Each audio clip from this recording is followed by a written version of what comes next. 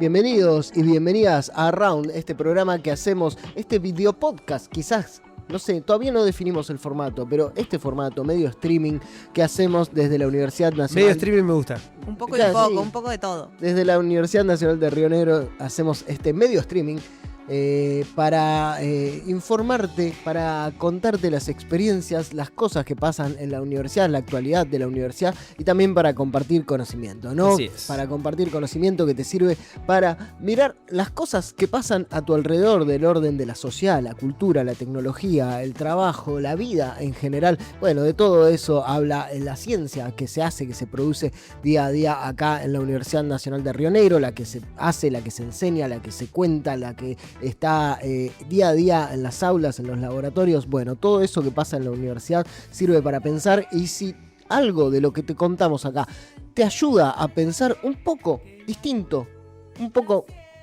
desde otro lugar, desde otro punto de vista, lo que te pasa, misión cumplida. Mi nombre es Camilo García, a mi derecha el mariscal Sebastián Antonio Aguirre.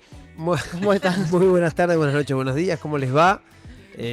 Mariscal, ahora sus... Sí. Me sorprendió. No sé cómo tomarlo. Voy a decirte y tomalo como un vermut. Como un vermut, bien. Ligero pero despacio. Sí, fresco. Y Brigadier. La brigadier María Ángeles Marita me llaman. Señor, sí, no me salía bien. La brigadier María Ángeles Marita. Lo tengo como incorporado ya. ¿Cómo va? Y bien. ¿Vos? Bien, bien, qué sé yo. Acá haciendo un programa, haciendo este video podcast, este medio streaming.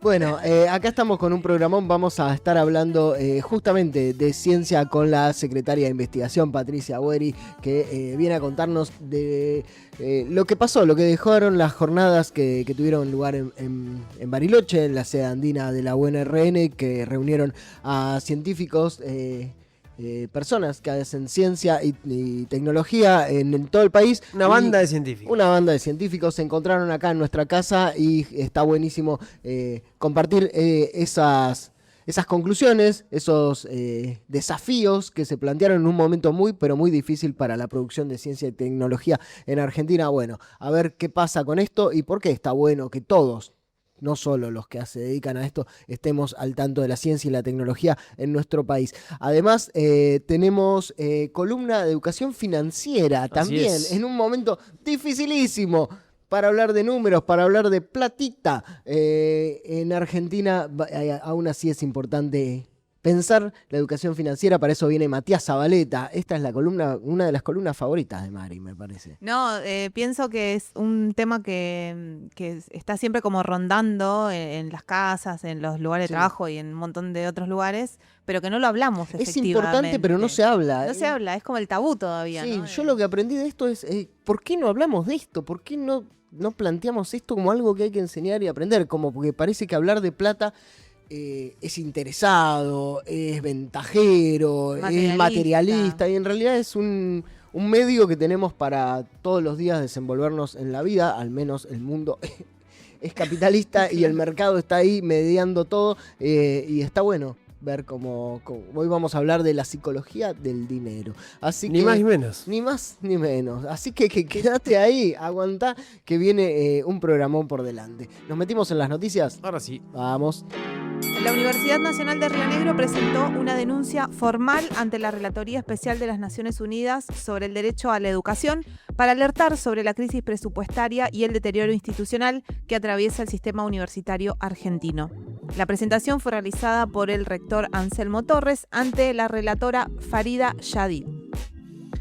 En el documento, la UNRN expone el impacto del recorte de recursos sobre las universidades públicas, señalando la caída del financiamiento, el deterioro salarial de docentes y no docentes y la reducción de programas de becas e infraestructura. Además, sostiene que la situación afecta especialmente a estudiantes de sectores vulnerables y regiones periféricas como la Patagonia. La presentación también cuestiona el incumplimiento de la Ley de Financiamiento Universitario aprobada por el Congreso y solicita la intervención del organismo internacional para garantizar el derecho a la educación superior. Desde la UNRN remarcaron que el reclamo no se limita a una discusión presupuestaria, sino que involucra la defensa de la universidad pública, la investigación científica y el desarrollo democrático del país. La Universidad Nacional de Río Negro avanza en la creación de un campo agroecológico propio en Mallín Ahogado, luego del anuncio de la cesión de un predio de 11.000 metros cuadrados por parte del municipio de El Bolsón. El espacio estará destinado a las prácticas de la licenciatura en agroecología, la tecnicatura en producción vegetal orgánica y proyectos de investigación del IRNAD. El proyecto contempla cultivos frutícolas y hortícolas, producción apícola, manejo de especies nativas y construcción de un espacio áulico, consolidando un ámbito de formación directamente vinculado con el desarrollo productivo regional. La iniciativa también busca fortalecer la articulación entre universidad, territorio y producción sustentable. Desde la UNRN destacaron que se trata de una demanda histórica de la localización El Bolsón y remarcaron el valor estratégico de contar con tierras propias en actividades académicas de investigación y extensión. Además señalaron que el nuevo campo contribuirá a posicionar la comarca andina como un polo de referencia en agroecología y producción orgánica. La Universidad Nacional de Río Negro y Lotería de Río Negro lanzaron la segunda edición del concurso de bienestar Elegirte es Ganar, una propuesta destinada a estudiantes de carrera de grado de toda la universidad. La iniciativa busca promover la reflexión y la construcción de entornos saludables a través de producciones artísticas, audiovisuales y digitales. El certamen abordará temáticas vinculadas a juventudes, hábitos saludables, consumos problemáticos, responsabilidad social y medio ambiente. Las y los participantes podrán presentar trabajos en las categorías de fotografía, ilustración, video corto e imagen o video realizando con inteligencia artificial, priorizando así la creatividad, el uso responsable de las tecnologías. La convocatoria continuará abierta y se podrán enviar trabajos hasta el 15 de agosto. Además de premiar las mejores producciones con tablets y auriculares inalámbricos, la propuesta apunta a fortalecer el bienestar estudiantil y generar espacios donde las y los jóvenes puedan expresarse y convertirse en promotores de salud dentro de la comunidad universitaria. Estas fueron las noticias, quédate ahí que todavía hay mucho más round por delante, no te vayas.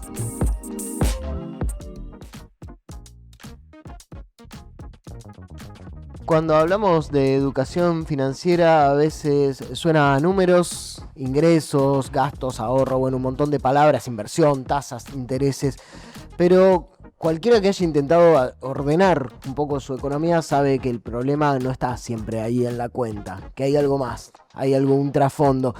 A veces el problema está en la ansiedad, en lo que vivimos día a día, en lo que vemos que está pasando en el país, en nuestro andar cotidiano por cualquier comercio, en la comparación, en lo que vemos en las redes sociales, en el miedo al futuro, en la necesidad de por ahí de querer darse un gusto, en la historia que cada uno trae con la plata, que es una historia particular.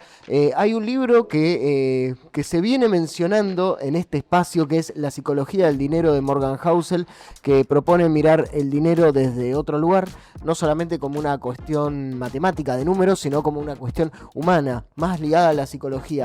Hoy vuelve a Round Matías Zabaleta, que es la persona que siempre nos habla de este libro, y hoy les vamos a decir, sí, bueno, lo agarramos, finalmente agarramos el librito y queremos un poco hablar de este libro o mirar un poco las finanzas en la cabeza de los argentinos y argentinas desde estos conceptos. Bueno, para pensar esta idea está Matías, para hablar de que la plata se cuenta con números, pero se decide con nuestra cabeza, nuestra historia, nuestras emociones. Bienvenido, Matías, a Round nuevamente.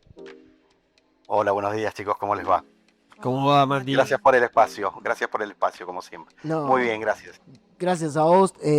Bueno, hablar un poco, venimos hablando por ahí, lo más interesante, si vamos a hablar de qué nos puede enseñar un libro como este, que invita a ver que las finanzas implica hacer cuentas, pero también implica mirar la cultura, la psicología, la cabeza, las emociones. Bueno, ¿qué podemos hablar de esos conceptos parándonos, haciendo quizás primero un panorama de cómo estamos en Argentina? ¿Cómo puede estar nuestra cabeza de consumidores, de agentes financieros, de personas que manejan plata todos los días en una Argentina como esta? ¿Cómo estamos financiera y psicológicamente los argentinos desde ese punto? Bueno, sin lugar a dudas, quienes nos escuchan van a compartir que estamos atravesando un momento económico muy difícil en todos los estratos de la sociedad, en algunos mucho más que en otros, claramente, digamos. por el estancamiento que tiene que ver con las paritarias de sueldos, con el aumento que hay de tarifas, de servicios, de los bienes.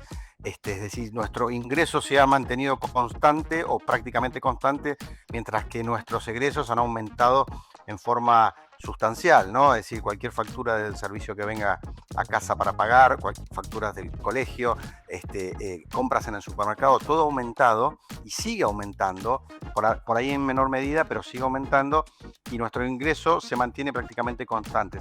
Esto hace que se nos generen problemas. Y si a esa ecuación le agregamos el condimento de que la mayoría de las familias están muy endeudadas por el uso de las tarjetas de crédito, por el uso de los préstamos personales, esto hace un combo realmente preocupante. Vos recién hablabas del libro de nuestro querido Morgan Housel, que habla de la psicología del yo no dinero. sé si lo quiero tanto todavía, pero bueno. Nos estamos conociendo. Lo van a empezar es un punto de inflexión en el libro, porque claramente nos saca del aspecto matemático, formal y exacto de las finanzas y nos lleva al aspecto emocional, al aspecto del ego. Hace mucho hincapié nuestro amigo o conocido Housel respecto del ego, digamos, ¿no? De cómo trabaja el ego en el consumo, en lo que hacemos a diario con nuestros ingresos. Así que hoy estamos en una situación muy difícil para las familias, no solo para las familias, para el comercio, para la industria y para las pymes, ¿sí? Realmente se ha estancado el consumo, con lo cual eso hace que toda la cadena empiece a sufrir esta retracción en ese consumo.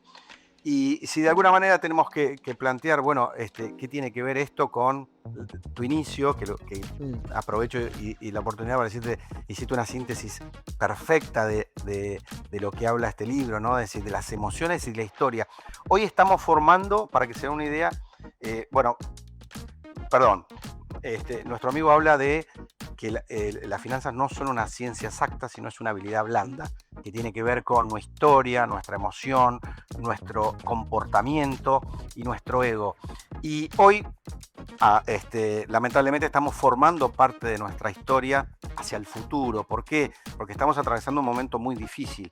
Y de este momento difícil vamos a sacar aprendizajes, ¿sí? Que nos van a servir en el futuro. Probablemente hoy un chico de 20 y pico de años que tiene su primer trabajo y que está sufriendo que no puede irse de la casa de sus padres porque tiene que pagar un alquiler y no lo puede afrontar, o no puede llegar a fin de mes, aquellos que están viviendo en pareja, están alquilando un lugar y tienen que ir al supermercado.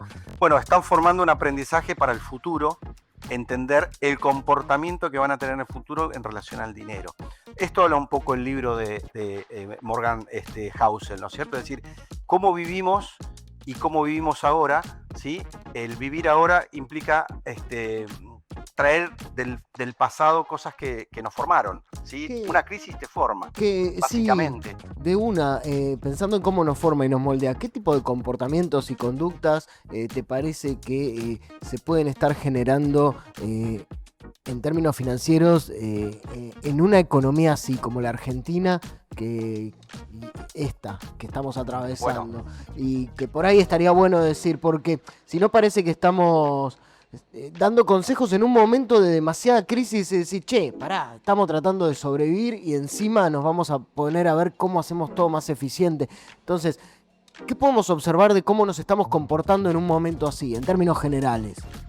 Bueno, claramente hay dos conductas. Una es la que estamos sufriendo, que tiene que ver con la ansiedad, la frustración, el enojo. No llegamos a fin de mes, no podemos hacer frente a determinadas compras, consumos o lo que fuera. Ese es uno. Y el segundo tiene que ver con seguir apoyándome en decir, mira, esto es un lío, ¿sí? Entonces sigamos con la tarjeta, reventemos la tarjeta, compremos aquello incluso que no necesitamos, ¿sí? Para tratar de apaciguar esa frustración, ese enojo, esa ansiedad que nos está generando encontrarnos hoy con decir, las cuentas no nos dan. ¿Cómo seguimos con esto? Esto que hablábamos, ¿no? Del sobreendeudamiento que están teniendo las familias y que están tratando de llevar adelante y que están además generando este aprendizaje para que en el futuro entender cómo nos vamos a comportar en función de lo que estamos atravesando hoy. Esa frustración, ese enojo, esa ansiedad, se tiene que canalizar a través de algo, ¿sí? Y bueno, ese algo a veces tiene que ver con el consumo, ¿sí? Consumo de cosas que no necesitamos. Ahí atamos, si les parece, ahí una frase del libro muy interesante que dice que el ahorro, ¿sí?, es la diferencia entre el ego y los ingresos. Acá podemos sacar ese ego, es decir, bueno, es cambiar ego por ansiedad, frustración, enojo, ¿sí? Porque la realidad es esta, estamos viviendo un momento muy difícil, la verdad que para aquellos incluso, como les decía hoy, que tienen ingresos más altos que la media, y por lo tanto gastos más altos de la media, que el consumo promedio, me refiero, hacen que empecemos a mirar, decir, ¿qué está pasando? Y la respuesta está en la economía, digamos, ¿no? La respuesta está ahí. Matías, bueno, sí, lo que pasa es que quería traer algo que habíamos charlado en la mesa hace un par de semanas con respecto a esto de los gastos hormiga que habíamos hablado, de estos gastos pequeños que tal vez hacemos porque, bueno, nos queremos dar un gusto, entre comillas, porque decimos, no podemos estar tan ajustados y estar pensando en solamente en cobrar el sueldo para pagar las deudas, ¿no? Y nosotros pensamos, bueno, los pequeños gastos hormigas son los que nos dan un poco de vida, los que nos reúne con nuestros familiares, con nuestros amigos, o una salida al cine, lo que sea, ¿no? Que son tal vez gastos mínimos, que los haces cada tanto, pero que existen y que afectan a lo diario, ¿no? ¿Cómo lees esa cuestión y cómo lo podemos vincular con lo que sostiene Housel? Mira, a mí me gusta siempre separar una cosa de la otra. El gasto hormiga per se, digamos, es un gasto que nos genera a lo largo del tiempo una licuación de nuestros ingresos.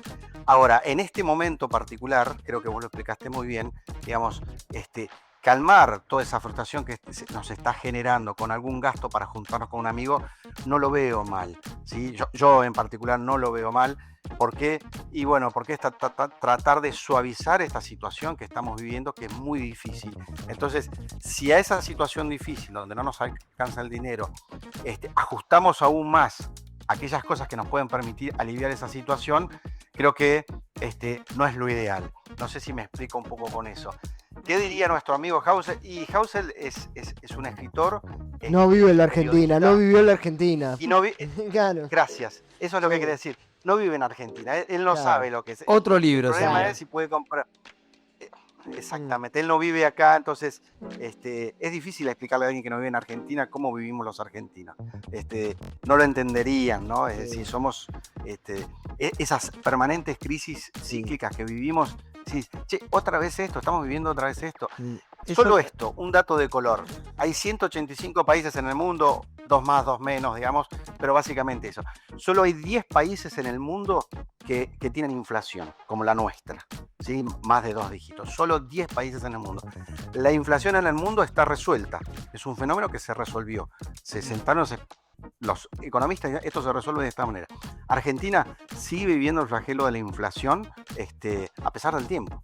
Entonces, somos inexplicables. Si queremos resolver la inflación, sabemos cómo hay que hacerlo, pero no lo hacemos. Matías, es más cómodo seguir así. Bien, ahí decías, bueno, seguramente si Housel escribiría este libro desde Argentina sería otro libro totalmente distinto, pero una de las ideas fuertes que tiene el libro... El loco Housel sería. Bueno, justo esa palabra que dice que nadie está loco por el dinero en sí.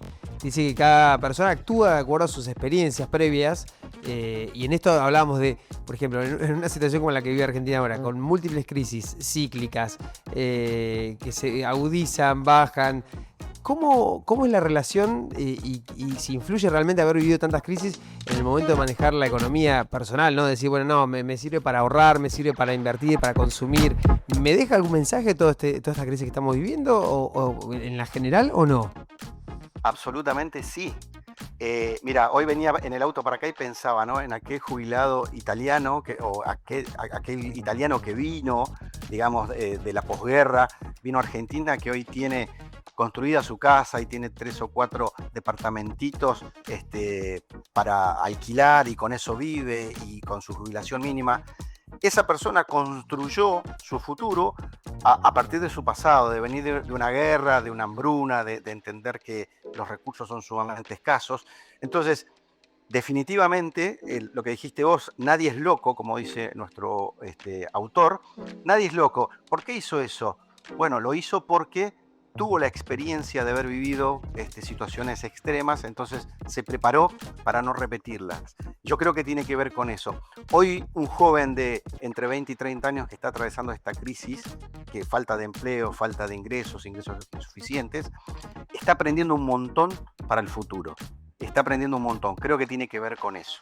Pero no nos queda otra que aprender de lo que nos enseña la historia y nuestro contexto, porque uno podría no tener que atravesar la situación para aprenderla, y sin embargo pareciera que lo único que termina moldeando y enseñándonos es tener que vivirlo, tener que, no sé, nosotros que tenemos una edad, fuimos chicos en los 90 y nos tocó vivir por ahí las consecuencias del neoliberalismo extremo, el 2001, vivimos todo eso y sabemos lo que es tener a nuestros padres meses sin cobrar, quizás. Después hubo años de crecimiento económico y los pibes que hoy por ahí tienen 20 y pico no vivieron esto, nunca les faltó eso.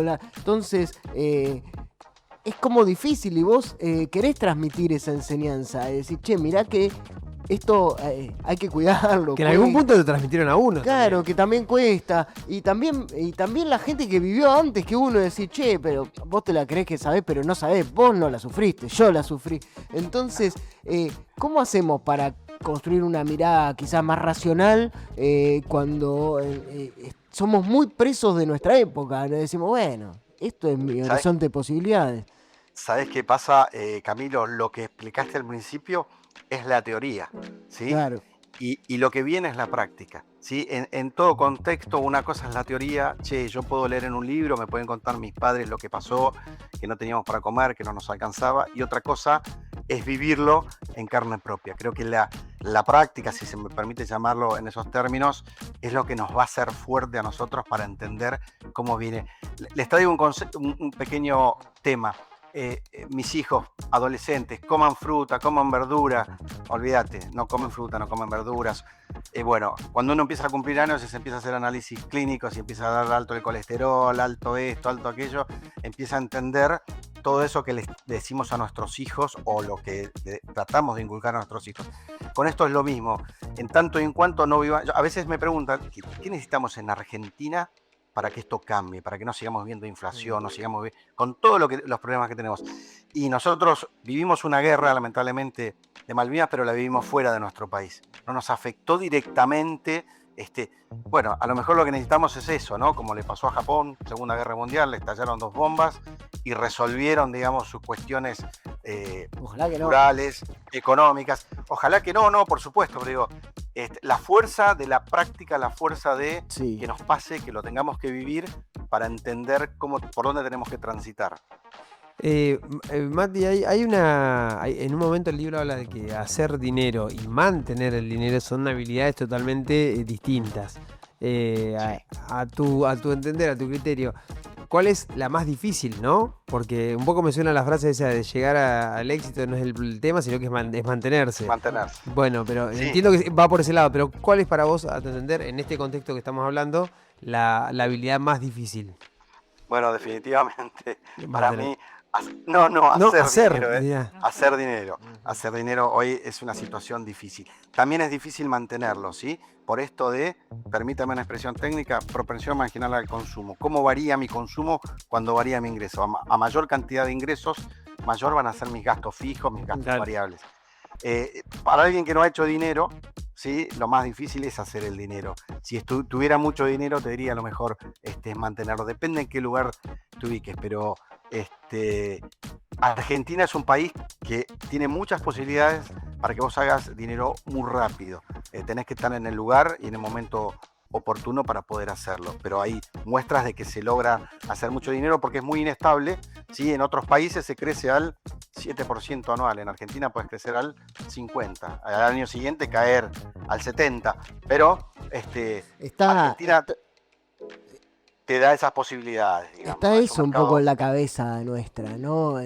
Pensando también en nuestra especificidad, nuestras ventajas y nuestros vicios como argentos, esto de, bueno, pruebo ahora, trato de especular con este momento, un poco el síndrome del que hace negocios en la costa, ¿no? Bueno, ahora que viene la temporada de bonanza, y ya esa sensación de saber que si estás bien, esto se va a cortar. Si estás mal y capaz que vuelve lo bueno, es muy raro, es raro estar así y comportarse de una manera racional con una racionalidad matemática así. Hay una racionalidad que es otra, que es la de paso el momento. ¿Qué hacemos para no cometer errores cuando estamos todo el tiempo en esa? Es decir, che, esto está muy mal, hay crisis, capaz que mejora, che, esto está bien, pero esto no se va a mantener. Hay que ver cuánto dura. Es como... Es raro. Argentina es el país del corto plazo, ¿sí? En algún momento algún economista muy conocido, muy mediático, dijo que el empresario argentino es como una gacela en la selva. Tiene que tratar de sobrevivir en los próximos 30 minutos. Bueno, Argentina es el país del corto plazo. Todo es a corto plazo, ¿sí? Los niveles de rentabilidad y de ganancia pueden ser muy buenos y muy malos, ¿sí? Como les decía recién, otros países tienen estabilidad. Son más aburridos desde el punto de vista de la inversión, tienen previsibilidad a 30 años. Lo vemos con China. Está planificando los próximos 50 años. Nosotros nos encontramos. Es muy difícil dar un consejo en una Argentina cuyo contexto es, no sabemos ¿vos si qué hacés, el gobierno sigue. ¿Vos qué haces cuando te ven a ver? ¿Y hoy qué día es? Y ahora, en esta hora, hace esto. Mañana te digo otra cosa, qué sé yo, cuando te consultan. Mira, desde el punto de vista de la inversión me permito agregar esto. Me permito, si ustedes me permiten, por supuesto, ¿no? En la bolsa, donde se comercian acciones, hay muchos tipos de acciones, pero las vamos a sintetizar en 3. Y le vamos a poner un beta. Beta es un parámetro. Si una acción tiene beta 1, quiere decir que la acción va con el mercado. Si el mercado sube 100, ella sube 100. Si baja 100, ella baja 100. Después tenemos las acciones beta menor a 1. ¿Qué quiere decir esto? Si el mercado sube 100, ella sube 10. Pero si el mercado baja 100, ella solo baja 10. Es muy estable, ¿sí? Y después tenemos las acciones de beta mayor a 1. Pueden subir, el mercado sube 100, ellas suben 300, pero si el mercado baja 100, ellas pueden bajar 300. Entonces, ¿qué haría yo en Argentina? Bueno, buscaría un negocio cuyo beta sea muy parecido, con un beta inferior a 1. Es decir, no trataría de obtener grandes rentabilidades, pero sí asegurarme que si momentos como estos de crisis se cae el consumo, yo voy a seguir ganando. Un ejemplo de esto es, traten de alquilar un turno, una cancha de pádel o una cancha de fútbol 5 después de las 5 de la tarde. No van a conseguir, no hay. Está todo ocupado. La gente, a pesar de la crisis que hay, sigue jugando al fútbol, sigue jugando al pádel. Bueno, ¿dónde pondría mi dinero? Y trataría de hacer una inversión por ahí, en un negocio como esos, que a pesar de la crisis, la gente sigue consumiendo ese servicio o esa experiencia o ese bien. Nada, una reflexión en voz alta. Espero no haber sido demasiado elocuente. Para finalizar, Matías, ¿qué podemos hacer? Estamos pintando un panorama, arrancamos esta columna con un panorama que todos conocemos, que es un panorama difícil, complicado, bastante duro en Argentina, y aún así tenemos que seguir manejando plata, manejando dinero. ¿Cómo hacemos para tomar decisiones ahora, mañana, sin bajonearnos y no decidir siempre desde el miedo, desde la incertidumbre, desde la angustia? ¿Cómo hacemos para decir, bueno, aún así me voy a sentir un poco dueño y libre de actuar con mi dinero? Que es un poco lo que plantea Husserl en su libro. Bueno, consejo rápido, sé que el tiempo es tirano. Sí. Lo primero que haría es, si estoy sobreendeudado, tratar de consolidar mi deuda. Tengo 3, 4 tarjetas que no me dejan dormir, tengo 2 préstamos. Trataría de ir al banco y decir, mira, esta es la cuota que puedo pagar por mes, mete todo dentro de la bolsa y anda y paguémoslo en cuotas. Se entiende el concepto, ¿verdad? Es decir, una sola cuota con todas las deudas que tenemos ahí adentro. Eso es lo primero que haría si tengo deuda, que me ayudaría a estar más tranquilo. Segundo, ordenaría mis gastos, ¿sí? Ordenarlos, fundamental.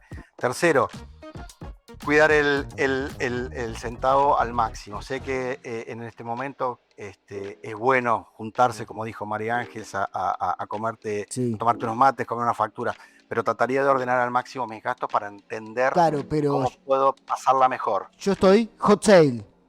¿Qué hago? No es momento. Es momento de sencillar hasta que aclare. Cuanto más líquidos podamos estar, más tranquilos. Recuerden que el dinero es emocional. Si nosotros logramos controlar el dinero, logramos controlar nuestra emoción. Y nada, ahí si tengo un segundo, un consejo para este momento y este hot sale que vos dijiste. Hay un filósofo que ahora, Bauman, que el tipo dijo, che, si yo me compro un Mercedes-Benz, un ejemplo, ¿no? Yendo al extremo, porque es un auto tecnológico, confortable, que me da seguridad, que tiene un potente motor. Pero en realidad me estoy comprando un Mercedes-Benz porque le muestra a la sociedad en qué escala del escalón de ricos yo estoy, ¿sí? Es más por ego que por otra cosa. A lo mejor un hot sale, me voy a comprar un super televisor. No lo voy a hacer porque necesito el televisor. Voy a comprar para canalizar alguna frustración, ansiedad o enojo y me voy a seguir endeudando. Entonces, hot sale, y lamento si hay comerciantes escuchándome, pero es momento de bajar, de sencillar y esperar los gastos lo máximo posible. Por ahí preguntártelo 2 veces, ¿no? ¿Eh? Por ahí preguntártelo 2 veces. Eso. Sí, preguntártelo 2 veces. Esperar. ¿Se acuerdan que Che, espero 48, 72 horas, sigo teniendo esa necesidad? Claro, ¿Cómo lo voy a pagar? Es la otra. ¿Cómo voy a pagar ese televisor? ¿Le voy a seguir metiendo cuotas a la tarjeta? Nada. ¿Cómo voy a pagar? Es una gran pregunta que me tengo que hacer antes de emprender un gasto, sobre todo un gasto importante. Sí, ¿cómo era la proporción sana del endeudamiento? ¿Cuánto tenés que estar endeudado respecto a tus ingresos? Como para decir, está todo 25% de mis ingresos. 25, más del 25. Más del 25% de mi... Ese es el tope, digamos, claro, no es la sana, claro. Es el tope. Si tengo cobro y más del 25 va para las tarjetas, los préstamos, estoy en un problema. Por eso tengo que ir al banco o a donde esté endeudado y decir, che, hacemos un plan de pagos porque esto me está matando. Y en algún momento te voy a dejar de pagar. Bien. Matías Zabaleta, hablando de finanzas en un país muy, pero muy difícil de pensar desde el dinero, aún así es importantísimo, que quizás más que nunca, que pensemos en cómo se juegan las decisiones que tomamos para comportarnos con el dinero. Gracias, Matías, por ser tan claro, por traernos ejemplos, por hacernos pensar y por enseñarnos de esto que no siempre pensamos, pero que evidentemente todos tenemos que aprender. Gracias a ustedes por el espacio. Muchas gracias. Un gusto estar con ustedes. Matías, adiós. Matías Zabaleta y su columna financiera, quédate ahí que todavía sigue mucho más round. Hay mucho por delante. Seguimos en round. Estamos con la doctora Patricia Boeri, quien es la secretaria de investigación de la Universidad Nacional de Río Negro. La convocamos a partir de lo que fueron las jornadas nacionales hacia una nueva arquitectura institucional para el desarrollo de la ciencia, la tecnología y la innovación que se desarrollaron ahora el 14 y 15 de mayo en Bariloche, en la sede andina de la UNRN. Un encuentro que fue para discutir cómo se organiza, se sostiene y se proyecta el sistema científico tecnológico argentino en un momento de fuertes tensiones para la universidad pública, la investigación, un momento difícil para las políticas de conocimiento. Bueno, bienvenida Patricia a Round. Bienvenida. Hola. Primera vez en Round, porque... Primera. Me atrevo a decir primera vez de muchas. Es un inicio, sí. Pero vamos a tenerla sentada muchas veces acá, me parece. Esperemos, sí. Bienvenida. Hablemos un poquito de este encuentro que fue importante, que resume un poco las discusiones y las conversaciones para los que hacen ciencia y tecnología en este país en un momento difíciles. ¿Cuáles fueron los objetivos de esta jornada para los que no están adentro del mundo de la ciencia y la tecnología, los que no vienen a la universidad, capaz también? Bueno, estas jornadas surgieron como una continuidad de un trabajo que ya se inició en las primeras que se habían hecho en Misiones, donde se concentran para trabajar en forma conjunta distintas universidades nacionales, y lo que buscamos básicamente es tratar de armar una agenda o un plan estratégico para cómo va a ser en adelante, para proyectar en adelante la ciencia y la tecnología en el país. algunos debates generales sobre el posicionamiento y algunas críticas del sistema actual de cómo podemos modificarlo y cuáles son las propuestas consensuadas para poder cambiar estas cosas. Pensando en esos consensos y quizás en esas críticas, ¿qué cosas se revisaron y aparecieron como autocrítica del conjunto del sistema científico? Fueron varias, pero muchas de ellas era cómo nos vinculamos los investigadores y las universidades con el territorio, cómo hacemos compatibilizar ese vínculo con la producción científica, cómo la gente se entera de lo que nosotros hacemos. Estuvo mucho tiempo en debate esta interacción entre universidad, investigadores y el territorio en esta investigación situada, en generar investigación situada, y qué cosas tenemos que cambiar del sistema para que eso ocurra. No sé, por ejemplo, proyectos que son cortos en tiempo y que un año te lleva la vinculación en el territorio simplemente, entonces te queda un solo año para después hacer el resto de la investigación. Y es como muy, va en contra de lo que uno debería esperar para hacer realmente desarrollos territoriales. Eso fue uno de los aspectos más grandes. Lo otro es cómo comunicamos lo que hacemos, cómo se comunica la ciencia hoy en Argentina y cómo las universidades tienen que empezar a moverse desde los lugares habituados en los que estábamos, los investigadores en particular. Después se hizo una crítica profunda también al sistema respecto de cómo nos evaluamos y cómo evaluamos a quienes producen ciencia en el país. Y básicamente cómo esa ciencia después se traduce en tecnología. O sea, mucha ciencia, se hace mucha ciencia, somos buenos en el país y a nivel internacional. Los sistemas científicos que tenemos son sólidos y han demostrado robustez en las investigaciones que se han hecho, pero como que nos falta todavía ese paso siguiente, ¿no? Dar el otro paso.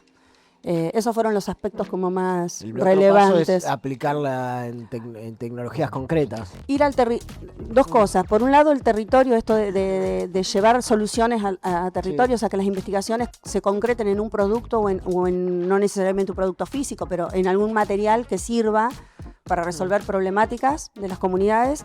Y la otra es cómo también las investigaciones acompañan lo que las empresas necesitan. O sea, por un lado el desarrollo territorial y por otro lado con los privados. Ahora hay algo que es clave ahí, Patricia, que recién mencionabas, que por ejemplo que para obtener resultados más rápidos en lo que significa comunicación y promoción de lo que se está haciendo, es necesario, por ejemplo, acotar tiempos, que en este caso para la ciencia, acotar el tiempo de situarse en el lugar para investigar y todo, es algo complejo porque en realidad es parte de un proceso que es necesario. Estamos hablando entonces también de un cambio, podría hablarse de un cambio de paradigma general en lo que respecta a hacer ciencia hoy en este contexto. Yo creo que por la situación nacional ya nos hemos estado obligando los investigadores a comunicar más lo que hacemos y a comunicarlo diferente. Y eso también surgió en la comisión durante las jornadas cuando se hablaban de las evaluaciones, porque estamos acostumbrados, nos evalúan y estamos acostumbrados a que una buena producción es un paper. Y ese paper no tiene ni el lenguaje ni el destinatario a quien está escrito ese paper es la gente. Entonces, bueno, ¿cómo cambiamos esa visión? Por eso también estuvo evaluación puesto en debate, porque digamos también nos tienen que evaluar diferente. Si hago una producción interesante que resuelve un problema, generalmente los papers, si no tienen innovación, no salen, por ejemplo. Entonces, bueno, hay soluciones a problemas territoriales. Por ejemplo, eliminar o reducir los niveles de arsénico en el agua, que es aplicar investigación, es aplicar ciencia local, que resuelve un problema para una comunidad local, pero eso no se publica en un paper, claro, porque no tiene innovación. Entonces, bueno, ¿cómo hacemos para que todos los sistemas, nuestro sistema nacional, empiece a modificar también la forma en la que evaluamos y no se evalúan a los investigadores? Pareciera que una preocupación importante es la idea de salir a tener que legitimar la ciencia que por un lado ya se legitima sola, porque como vos decís, los científicos y científicas trabajan bien, aplican bien sus métodos, estudian bien, producen buena ciencia. Ahora, ¿por qué tiene la ciencia que salir todo el tiempo a decir, che, miren que lo que hacemos es valioso, que también es algo discutible? Y también me imagino que que habrá hecho ruido esto de decir, che, lo que hacemos es valioso, es valorable, es reconocido a nivel internacional, pero por otro lado cambia la gestión de gobierno y se desarma con total facilidad. Entonces, ¿por qué pasó esto? ¿Se habló algo de eso? Porque también es un poco algo que los que no estamos investigando miramos y decir, che, pero tan fácil se puede desarmar un sistema que supuestamente es tan sólido. En realidad, como toda crisis, yo creo que deja cosas buenas y malas. La buena es que nos hemos empezado a autocriticar. Por ejemplo, la manera en la que estamos comunicando a nuestra sociedad lo que estamos haciendo. Y es la sociedad la que sostiene, no solo la universidad, sino también las investigaciones que nosotros hacemos. Entonces me parece que eso fue un cambio crucial y que eso es para bien. Después, cómo nos vinculamos con la empresa y qué productos generamos con la empresa es otro debate al cual el gobierno actual apunta. Digamos que las investigaciones están como más de la mano, alineadas con lo que la empresa necesita, más que con el territorio a lo mejor.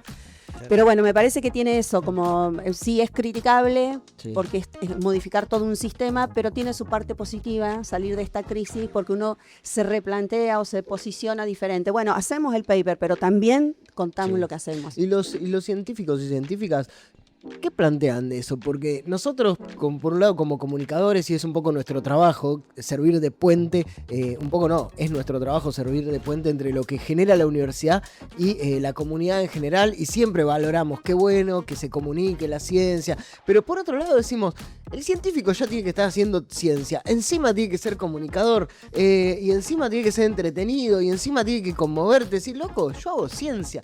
No, hace un poco, hay que encontrar un equilibrio también ahí, ¿no? Bueno, tengo varios sombreros porque soy investigadora también, así que estoy hablando de los dos lados. ¿Y cómo te pega? Me pega, a mí me gusta que la gente se entere de lo que uno hace, me parece que y para eso hay que hablar en el lenguaje que todo el mundo entienda. El paper es para que te lea o te siga la persona que ya está trabajando en tema, no es para abrir. Y por ejemplo, todos los desarrollos de esta universidad, o la mayoría de las investigaciones que se hacen en esta universidad, están alineadas a cuestiones territoriales. En mi caso particular, biodiversidad nativa. Pero hay gente que trabaja con biodiversidad pesquera, con contaminación de suelos, manejo del suelo en la Patagonia, que son suelos bastante particulares.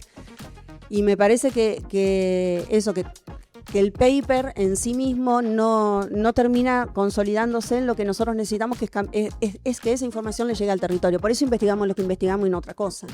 Entonces, por un lado estamos teniendo el objeto de estudio en nuestra Patagonia, en nuestra región, pero por otro lado estamos publicando con lógicas y con procedimientos internacionales. Entonces, si alguien quisiera elaborar un informe de biodiversidad en la provincia de Río Negro, tiene que salir a buscar los papers. Nos pasa todo el tiempo eso de que vemos investigaciones o trabajos muy concretos que son trabajos académicos y decir, esto están haciendo, esto está buenísimo, esto hay que contarlo. Sí, pero sucede y hay un compromiso real con el entorno, no es que estamos haciendo algo que es para afuera o para algo, esto se aplica acá, estás investigando el agua de acá, estás investigando este suelo, pero claro, está esa contradicción, es cierta. Y además, esto que vos decías, bueno, el investigador tiene que hacer todo, no hemos sido formados, los investigadores que ya llevamos algunos años investigando, no hemos sido formados para comunicar la ciencia de otra manera, porque siempre lo que teníamos que comunicar era el paper. Entonces es un cambio de paradigma, como decías vos, porque sí realmente uno tiene que replantearse cómo está comunicando lo que está haciendo, y si el objeto de estudio de uno es precisamente parte de este territorio, es ahí donde tiene que llegar. Ahora esta charla la está teniendo la ciencia en Latinoamérica, la está teniendo la ciencia en toda América, en Europa también. ¿Estamos en la misma agenda o no pasa en otros lugares esto? Bueno. Pasa en general. América tiene algunas desventajas porque digamos, llegar a estos niveles de producción científica en términos solamente de papers hace que esté concentrado, eso es otro monopolio, pero está todo concentrado en muy pocas editoriales que son muy costosas, y América siempre está como más lejos de poder acceder. Porque no solo nos evalúan los papers, sino qué tipo de paper o en qué revista se publicó. No da lo mismo cualquier revista. Y a esas revistas que puntúan más, digamos, en una evaluación, y que nuestros propios evaluadores nos marcan, ¿tenés o no tenés revistas de este tipo? Nos está haciendo cada vez más difícil llegar. son muy caras y la investigación, bueno, en este país en particular, ya sabemos que de todo lo que es financiamiento a ciencia y tecnología y a las universidades en general, no está cubierto, entonces no podemos acceder a eso. Sí, Patricia, y escuchándote y pensando también en lo que pasó en Bariloche, ¿se discutió o se puso en debate el tema de cómo llegar o cómo llegar a la ciencia, ¿no? Cómo llegar a tener ganas de investigar, ¿no? Sabiendo que hay un contexto horrible para la ciencia y la tecnología, en las universidades mucho más digo. ¿Faltan más investigadores, investigadoras en la ciencia argentina? Sí, claramente. ¿Y cómo se hace para contagiar eso? Comunicando lo que hacemos, porque de vuelta, el chico, quien está decidiendo qué va a hacer con su futuro, qué carrera quiere aprender, lo que mira es lo que lo rodea. O sea, si yo no va a buscar ese chico qué papers se están produciendo en la universidad para ver si les interesa alguna carrera en particular. Hay que comunicar. Para mí la comunicación es la divulgación y la comunicación de todo lo que se hace, tanto desde las carreras, que hay mucho trabajo a nivel de las carreras de la universidad, como desde el área de la investigación. Si no lo comunicamos queda como muy endogámico, es un sistema muy endogámico, ha sido por años endogámico, tenemos que romper esa... Y desde tu área y tu gestión, Patricia, que te toca estar al frente de la Secretaría, ¿qué acciones pensás o tienen planeado realizar en este sentido, en promover la comunicación? Esto que vos decís, no les enseñaron por ahí a los investigadores a que también tienen que generar un producto comunicable o a traducir eso en otros lenguajes. ¿Qué se puede hacer o qué tienen pensado hacer para que esto empiece a suceder? Bueno, en principio nos estaba a nivel sede, a nivel rectorado, lo que hicimos es buscar alguna manera en vincular a las sedes en todo lo que es investigación, en materia de investigación. O sea, los investigadores teníamos nuestras líneas de investigación, las sostenemos y una vez que empezamos a funcionar en esa línea de investigación y uno va como haciendo cuerpo en la línea de investigación, fortaleciéndola, es muy difícil la interacción con otros.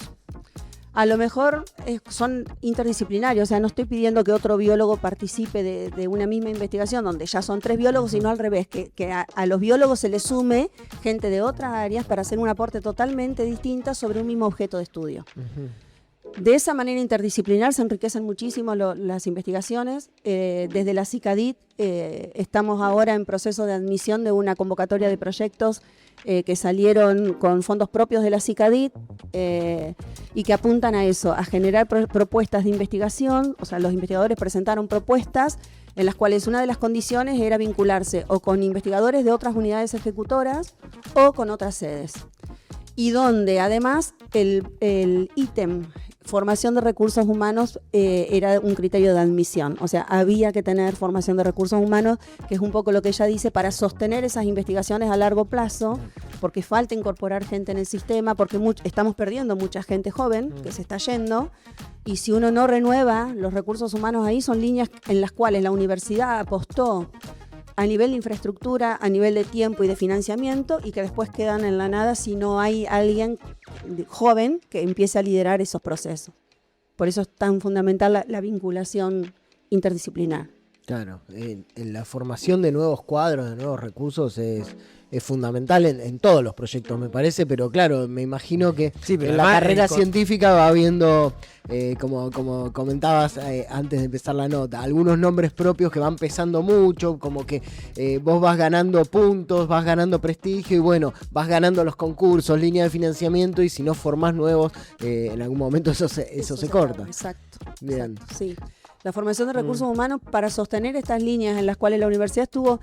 Nosotros ya estamos en un estadio de universidad un poquito más madura, estuvimos como universidad joven, con investigadores jóvenes o con líneas de investigación jóvenes durante mucho tiempo y que se fueron consolidando. Entonces hoy sí ya hay como una materia, de hecho eso es lo que nos ha permitido también salir a dar respuesta a distintos servicios que nos piden. Entonces los investigadores ahora participan de servicios de empresas, del marco, que vienen de lo público, de la administración pública, distintos tipos de servicios, y eso se hace de esa manera. O sea, si uno no va creciendo a nivel investigación, digamos, en línea, liderando esa línea, bárbaro, pero con gente que tome la posta y que continúe la línea, es mucha energía, mucho financiamiento y mucha historia puesta de la universidad en algo, en una línea de investigación, por ejemplo, que puede quedar caduca si no hay nadie que la lidere. Vos mencionabas recién la importancia del vínculo con las empresas y la empresa en general como actor. ¿Cuál es el vínculo con la investigación que viene manteniéndose? Porque uno lo piensa, nosotros que estamos formados en ciencias sociales también decimos, evidentemente tiene que haber un vínculo, una aplicación comercial del conocimiento, pero por otro lado la empresa condiciona. Entonces, ¿hasta dónde una empresa puede condicionar el rumbo, la definición de un objeto, una metodología, etcétera, etcétera? ¿Y hasta dónde es sano eso y hasta dónde no? ¿Hasta dónde es virtuoso y hasta dónde no? Es algo que sí o sí tenemos que hacer porque no encontramos otra forma de financiamiento. ¿Y cuáles serían los riesgos de que el rumbo de la investigación de una universidad pública o de los institutos que también son públicos los definan las empresas y no por ahí el interés general? Yo creo que la universidad tiene una potestad muy grande que es decidir qué quiere hacer y qué no. Entonces las empresas, digamos, llegan demandas de diferente tipo y en función de las capacidades que la universidad tiene puede dar respuesta o no a eso, sin comprometerse en abrir líneas nuevas ni irnos para otras áreas en las cuales no estábamos cubiertos. Eso me parece que todavía sigue. Y a nivel Universidad de Río Negro, nuestra universidad ha ganado mucho territorio y mucha presencia en el último tiempo, y eso ya se valora. Entonces ya cuando nos piden un servicio, más que el investigador, a veces antes llegaba más por el investigador, ahora llega más por la institución. Ajá. Bueno, a nivel institucional nosotros queremos cubrir necesitamos esto. ¿Ustedes pueden o no pueden? Ahí está el mantenerse firme, claro, y decir, bueno, estas capacidades las tengo y lo vamos a hacer. Y esto no lo podemos hacer porque no es nuestro objeto, porque no está dentro de las metas institucionales.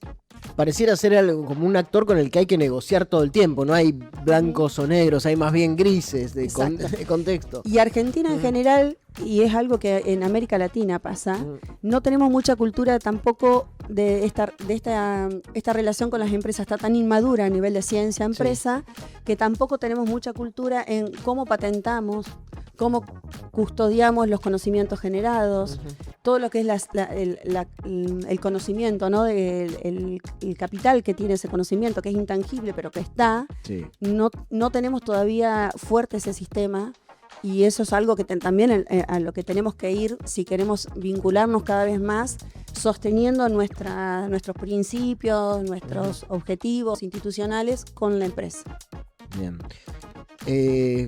Después de estas jornadas, y bueno, y no iniciando tu gestión, pero hace poquito que estás, ¿qué tendría que pasar en la universidad y qué te gustaría que pase a nivel ciencia en el mediano plazo? Esto que decía, que podamos hacer ese cambio hacia vincularnos más con el territorio. Yo creo que los vínculos están, que se está haciendo mucho a nivel territorio. Creo que en lo que respecta a investigación, la mayoría de las investigaciones están hechas con demandas y con objetos de estudio que son preocupaciones para nuestra comunidad, pero que nos falta mayor vínculo y sostenerlo, porque hacer alguna intervención en una comunidad, por ejemplo, que necesite algo específico y uno va a dar respuesta a eso, no deja de ser algo muy puntual y luego no termina eso en una vinculación permanente. Yo creo que hay que llegar y quedarse, sostener ese vínculo con otras investigaciones, con otras demandas. Sí.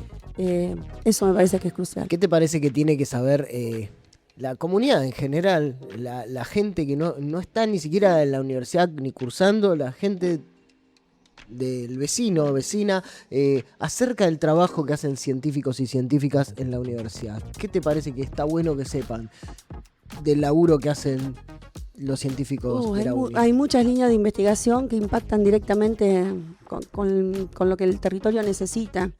En la Patagonia había pocas investigaciones de líneas de base. O sea, por ejemplo, ¿cómo vas a saber si un desarrollo afecta a la biodiversidad si vos no tenés una línea de base sobre cómo estaba la biodiversidad inicialmente? Entonces, gestionar o generar todas esas investigaciones de base que parecen no tener impacto, pero es lo que te va a permitir comparar el punto de partida para cuando uno quiere ver el efecto de alguna acción, es fundamental. Y en materia de línea de base se ha hecho muchísimo. Hay muchos proyectos de investigación que están en esa. En línea de base por ejemplo, de la madurez de los suelos, la fragilidad de los suelos, la biodiversidad nativa, tanto terrestre como acuática. Hay mucho desarrollo hecho en eso. Y de las áreas sociales lo mismo, ¿no? Todo me queda ese capítulo. Hoy nos quedamos sin tiempo, pero podemos dejar esa pestaña abierta, picándola de una, sí, porque hay toda una cosa ahí con el campo de las ciencias sociales, cómo están jugando las ciencias sociales al interior de la discusión científica, ni hablar de lo estigmatizadas que están a nivel oficial. Quizás hay un ataque grande también a las ciencias sociales, entonces estaría bueno hablar un poquito de qué rol están jugando cientistas y productores de ciencia social en este momento y en nuestra casa de estudios. Muchísimas gracias, Patricia Agüey, que es la secretaria de investigación de la UNI, por pasar, por estar, por hacernos este panorama de lo que se charló en estas jornadas en Bariloche y bueno, los desafíos, urgentes desafíos para la producción de ciencia y conocimiento en la universidad y en el país. Gracias a ustedes. Muchas gracias. Llegamos al final de Round, nos despedimos hasta la semana que viene. Programón. Chao. Chau, chau.